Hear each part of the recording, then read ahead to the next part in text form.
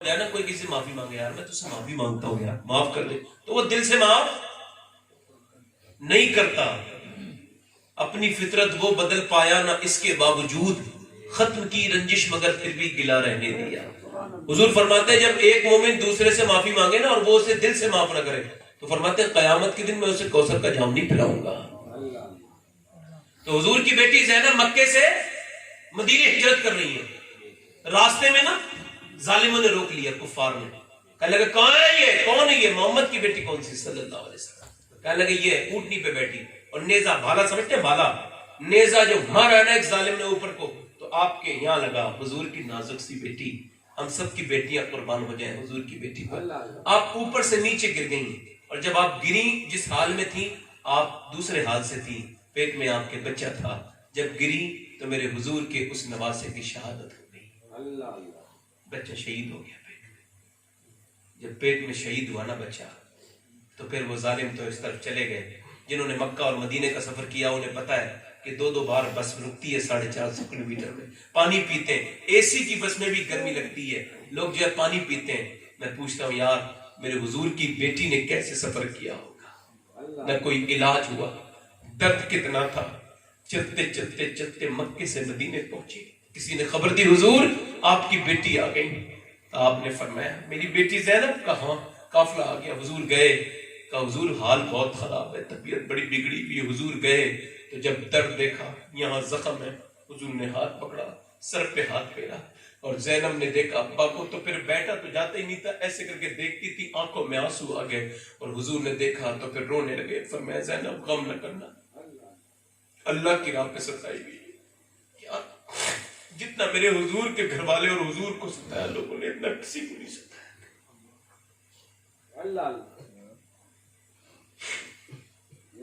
میرے حضور کی طرح کسی کی زندگی نہیں ہے. ہم نے کیا طبیعت ہے. حضور رونے لگے، صحابہ نے کہا حضور رو رہے ہیں. فرمایا ہاں. زینب کا چہرہ بالکل اپنی ماں خدیجہ کی طرح ہے. اللہ. حضور نے سر پہ ہاتھ رکھا، اٹھائے، بچے کا وصال ہو چکا تھا.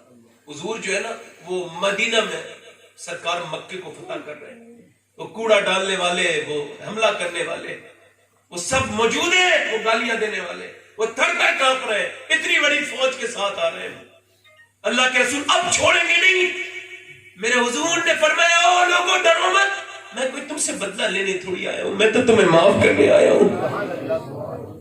صحابہ نے کہا حضور نہ، یہ آپ کے پیچھے تلوار لے کے دوڑتے تھے رسول اللہ، یہ حضور آپ کے پیچھے قتل کرنے کو بھاگتے تھے، یہ وہی لوگ ہیں. اللہ کے رسول نہ، انہوں نے بلال کی چمڑی میں بز بھرا ہے، انہوں نے عمار کے سر کو داغا ہے. حضور نے انہوں نے ہمیں گھر سے بے گھر کیا، ہم ان سے بدلہ لیں گے، کب سے انتظار کر رہے تھے.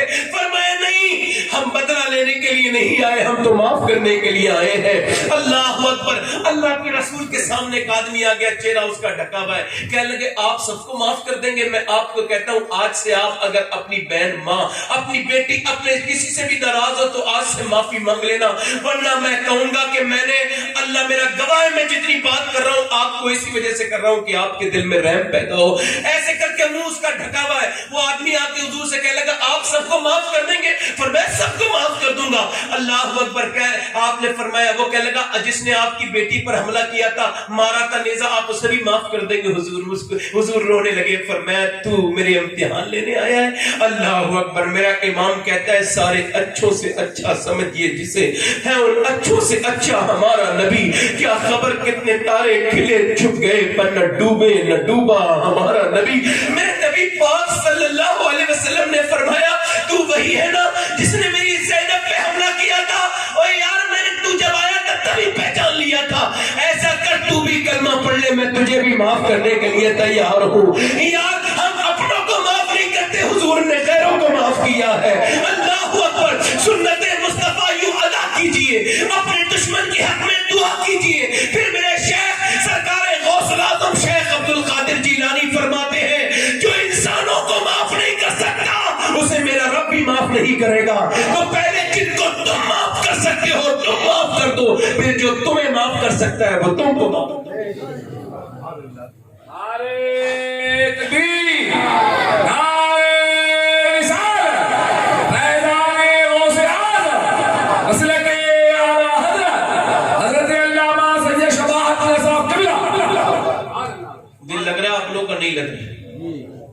دل لگ رہا ہے؟ دل لگ رہا ہے.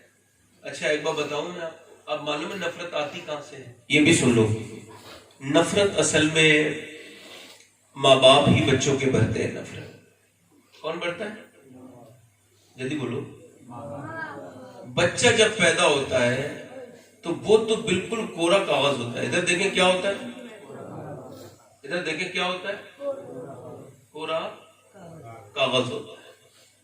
ماں باپ ذرا سن لیں بھائی، ان کے لیے تقریریں میں آپ مجھے بتائیں کہ جو ماں اپنے بچے سے، وہ بڑا ہو رہا ہے 5 سال کا ہوا ہے، اس سے کہہ رہی ہے ذرا سمجھدار ہوا ہے، او پڑوس میں نہ جانا، ہمارے جھگڑا ہے ان سے. اس کے اندر کیا ہو رہا ہے؟ دنیا کا جتنا بھی بڑا چینجنگ ہے نا، دیکھیے میں آپ کو بتاؤں، یہ میں آپ کو صحیح بات بتاؤں، 7 سال کی عمر میں انسان مکمل ہو جاتا ہے. کتنے سال کی عمر میں؟ اس کی سوچ جتنی بننی ہوتی ہے وہ 7 سال کی عمر تک بن جاتی ہے. اور ہم کیا سوچ کیا دیتے ہیں؟ ذرا دھیان دیں، ہم سوچ کیا دیتے ہیں بچوں کو؟ ہم سوچ دیتے ہیں بچوں کو ان سے بات نہیں کرنا بیٹا، ہاں ہماری ان سے جھگڑا ہے نا. اچھا بچوں کو ذرا دیکھیں، ذرا غور کریں، بچوں کو کیسے پالنا چاہیے. میری بہنیں بھی سنیں، آپ بھی سنیں، کوئی خالی عورتوں کا کام نہیں. میں کہتا ہوں اگر آپ ابھی تک نہیں بدلے اور باپ بن گئے تو اب آپ سے ہاتھ جوڑ رہے ہیں، اب بدل جائیے. کیونکہ بچے جو ہے نا، ادھر دیکھیں، بچے کسی کی نہیں مانتے اور نہ ان پہ کسی کا اثر ہوتا ہے. بچوں پہ جتنا بھی اثر ہوتا ہے ماں باپ کا ہوتا ہے. اچھا ایک کو بتائیں، دیکھیں آپ، حضور نے امام حسن کو دیکھا تو امام حسن آئے تو حضور نے انہیں اٹھایا، تقریر کر رہے تھے حضور، چھوڑا منبر، اٹھایا، چوم لیا، اور بہت چوما، کئی بار چوما. پھر دوسرے دن بھی ایسے کیا. ایک صحابی نے کہا حضور میں نے تو کبھی اپنے بچے کو ایسے پیار نہیں کیا. حضور نے فرمایا جو رحم نہیں کرتا اللہ اس کے اوپر رحم بھی نہیں کرتا.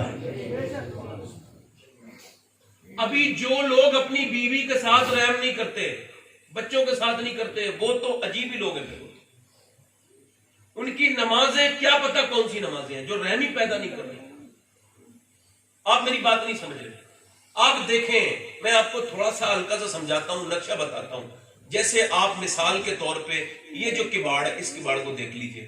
یہ اگر ممبر ہے نا، یہ ممبر ہے، اگر حضور کی مسجد میں یہ ممبر ہے، یہ ممبر جہاں آپ بیٹھے ہیں، تو پھر حضور کا جو گھر ہے، یہ جہاں یہ لوگ بیٹھے ہیں 2-3 اوپر، یہ گھر حضور کا مان لیجئے ایگزامپل. تو حضور نے نماز پڑھانے ایسے آنا ہے، ایسے آنا ہے، یہاں پہ وہاں سے. یہ مسجد گہرائی میں ایسے ہے، ادھر دیکھیں، مسجد نبی گہرائی میں کیسے؟ ایسے. اور یہ حضور کا گھر ہے، حضور کو نماز پڑھانے کہاں سے آنا ہے؟ حجرے سے یہاں پہ. اچھا حضور کی بیٹی کا گھر کون سا ہے؟ یہ سامنے. بالکل اس وقت جو حضور کا روزہ ہے نا، اس کے اندر منبر فاطمہ، یعنی سیدہ فاطمہ کا آدھا گھر حضور کے روزے میں. تو آپ دیکھیں اب وہ وہاں سے نا، حضور یہاں نماز پڑھا رہے ہیں، ٹھیک ہے، اور وہاں سے وہ بچہ چلا، اور وہ بچہ آیا اور حضور کے اوپر بیٹھ گیا. اب وہ حضور کو کیا کرنا چاہیے تھا؟ ایسے کر کے گرا دینا چاہیے تھا. ایسے نہیں، حضور نے بھی نہیں گرایا. صحابہ کہتے ہیں ہمیں لگا جیسے حضور کا وصال تو نہیں ہو گیا. اوپر کو دیکھا تو حسین اوپر بیٹھے ہیں. سن لیجیے، کوئی میں فضیلت والی بات نہیں کر رہا ہوں، تھوڑی عقل کی بات اس میں لائیے. اب نہ حضور نے نہیں گرایا، ٹھیک ہے. اب ذرا دیکھیں آپ، اب اللہ نے کیا فرمایا؟ محبوب سجدہ لمبا کرو.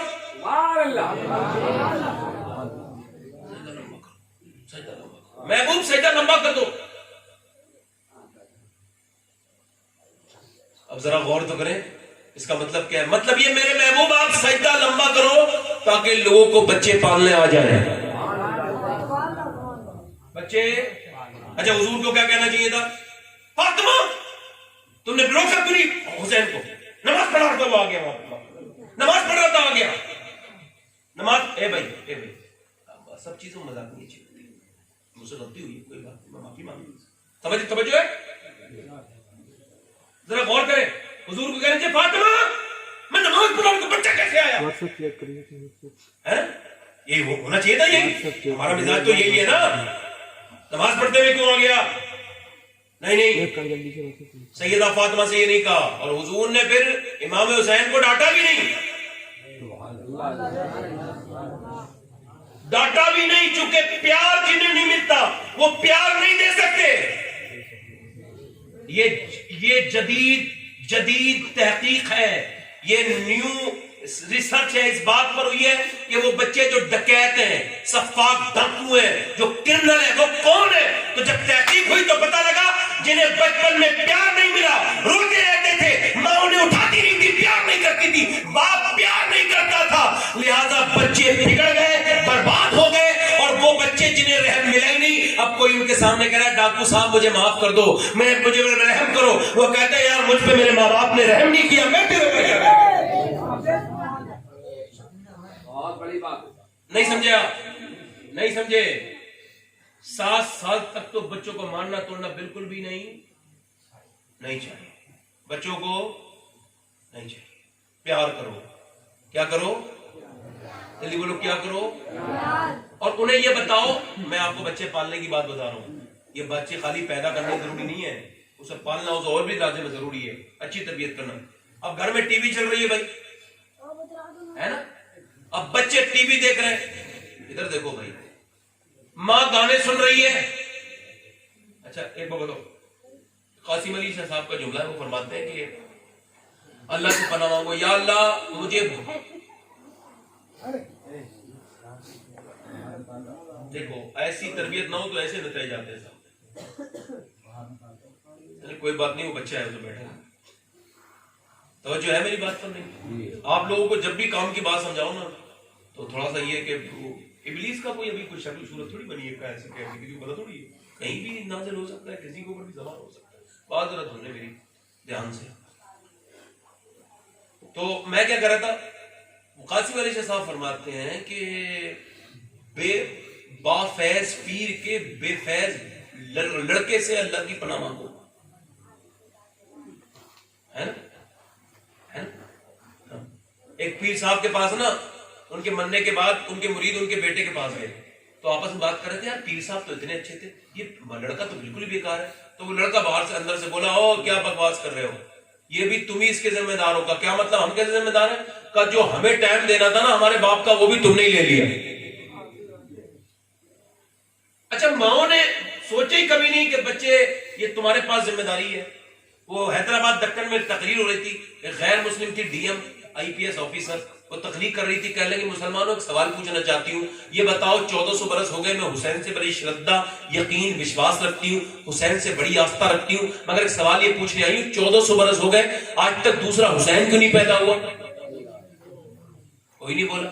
تو کیا ہوا؟ جواب نہیں کسی کے پاس. دوسرا حسین کیوں نہیں پیدا ہوا؟ پھر کوئی نہیں بولا. آپ نے تیسری بار کہا اس عورت نے، کیا ہوا مسلمانوں 1400 برس ہو گئے ایک حسین ہے، تمہارے یہاں دوسرا حسین کیوں نہیں پیدا ہوا؟ تو ایک شخص کھڑا ہوا، بوڑھا کوئی اللہ کا ولی تھا، کہنے لگے او میری بیٹی، یہ آپ ہمیں ذلیل کرنے آئی ہیں، سن بچہ تو پیدا ہو جاتا مگر دنیا میں کوئی دوسری فاطمہ ہی نہیں آئی.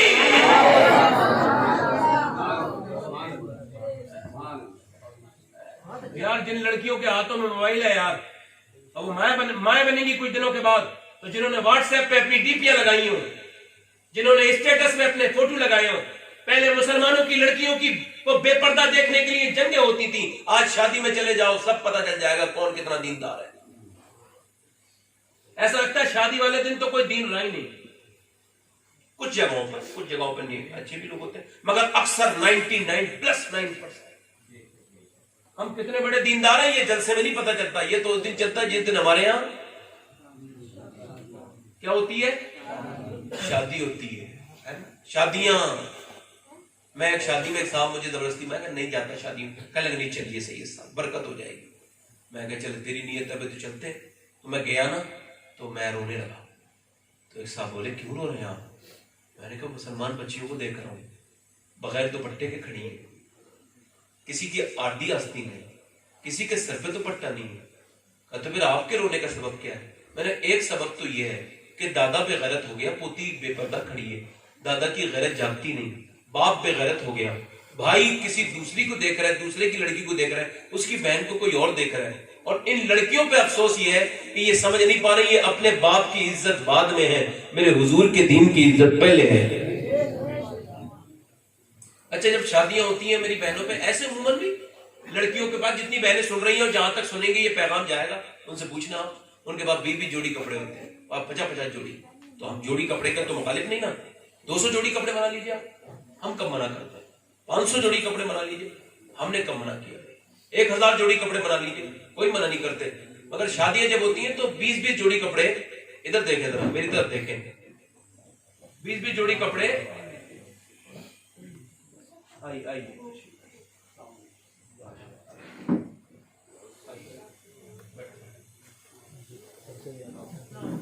نعرے تکبیر، بنگلور کی سرزمین سے مولانا ناصر صاحب بیٹھے ہوئے، یہ آپ کے شاعر صاحب آ گئے، اور بس میں 2-3 منٹ اور بولتا ہوں پھر میں ختم کرتا ہوں، یعنی سمجھ بھی آ رہی میری بات؟ سمجھ آ رہی، ٹھیک، ہاں۔ تو میں ہم کوئی کپڑوں کے مخالف تو نہیں ہے نا کہ کپڑے آپ کتنے بھی بنا لیجیے، مگر افسوس یہ ہے کہ اتنے کپڑے بنتے ہیں نا شادی والے دن، مگر ایک جوڑی کپڑا ایسا نہیں بنتا جس سے اللہ رسول کو راضی کر لے۔ ہاں بیٹے جلدی، میں نے پہلے کہا تھا پہلے ہی چلے جاتے، ماشاءاللہ جانے جلدی جانے۔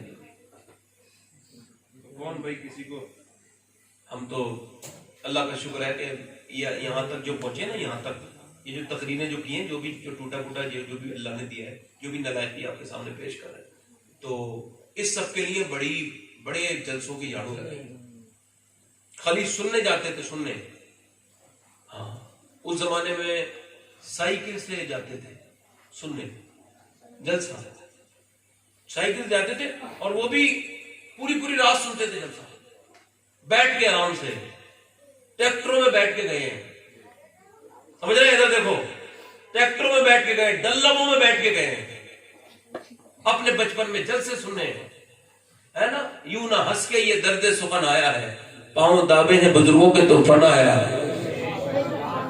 ایسے ہی کوئی کچھ نہیں بنتا، بڑی محنت ہوتی ہے، آدمی ایک کھلے ہوئے اور بڑے پیڑ کو دیکھ لیتا ہے، اس کے اوپر جو ہے وہ پھل جب دیکھتا ہے تو انسان کہتا ہے یار بڑے پھل آ رہے ہیں، وہ دیکھتا نہیں کہ مالی نے محنت کتنی کی ہے اس کے پیچھے۔ میں بات اپنی جو کر رہا ہوں وہ بس میری بات ختم ہو رہی ہے، بس 10 منٹ میں انشاءاللہ گفتگو ختم کرتا ہوں، بڑے دھیان سے سنیں میری بات۔ میں عرض کر رہا تھا آپ سے، اصل میں اتنی بار ڈسٹرب ہو گیا